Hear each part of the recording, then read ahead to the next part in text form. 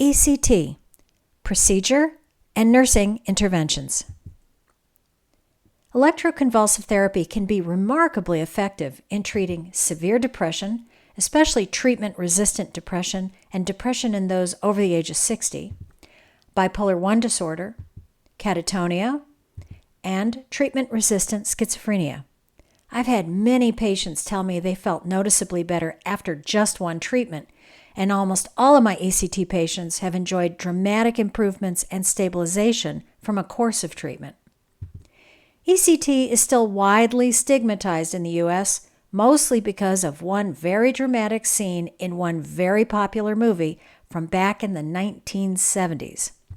One Flew Over the Cuckoo's Nest takes place in a state psychiatric hospital in the 1950s, with all the usual cliches you'd expect in the portrayals of both the patients and, sadly, the head nurse, Nurse Ratched.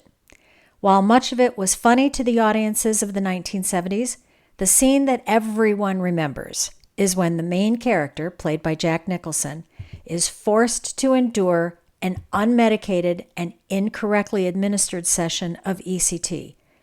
It's a horrifying scene, and unfortunately, decades later, that is still the image many Americans hold of what ECT is like. But ECT today bears absolutely no resemblance to that 1970s movie about a procedure done in the 1950s. First of all, it is always elective. It is never, ever forced or used as a punishment. It's a medical procedure, and there is an extensive informed consent process to ensure this is entirely the patient's decision. It's used to improve mood, not manage behavior. It's usually done in a hospital clinic environment where both inpatients and outpatients can be serviced. The patient is briefly put under anesthesia, which makes the experience completely painless and non-traumatic. The small seizure that's induced is monitored by a team of clinicians and an anesthesiologist. The whole thing takes between 30 to 90 seconds, after which the patient is brought out of anesthesia and closely monitored until they're stable enough to leave. And the side effects are almost none. There can be a small amount of memory loss, but it's almost always the memory of what happened just prior to the procedure. And even that often returns as the day wears on. Although we still don't know precisely how and why it works, it seems to enhance all neurotransmitters, and perhaps even more importantly, it increases brain-derived neurotrophic factor, or BDNF, sometimes called miracle grow for the brain, with none of the side effects often seen with antidepressants.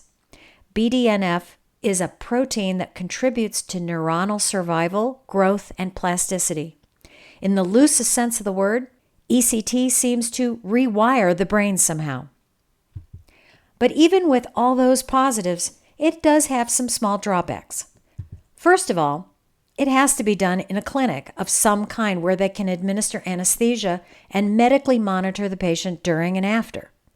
Rural America is unlikely to have ECT anywhere within a 100-mile radius, if that. Actually, it's not all that available even in large cities.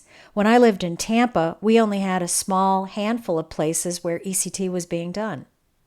Second, even if there is a local facility offering ECT, the patient often requires a 3 to 4 week course of treatment 2 to 4 times a week. Transportation can sometimes be a real problem for these folks because they aren't allowed to drive afterwards. And it may require taking considerable time off work during that month of treatment. Third, it's not always effective. Research indicates that anywhere from 10% to 50% of treatment-resistant patients do not achieve and or maintain remission with ECT. Despite all that, I'm still a big fan of ECT as a treatment for these severe psychiatric disorders and wish more patients could have it as an option.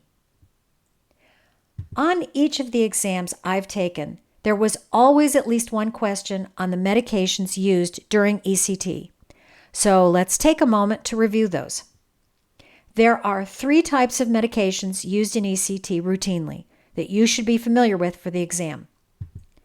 An anticholinergic, like atropine or glycopyrrolate, is administered in order to reduce oral, respiratory, and gastric secretions.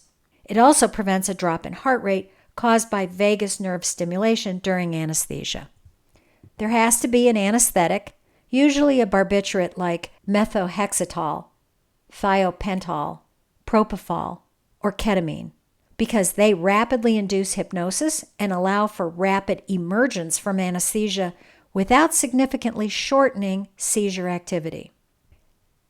And a strong skeletal muscle relaxant, usually succinylcholine. An ultra-short-acting depolarizing skeletal muscle relaxant is given intravenously.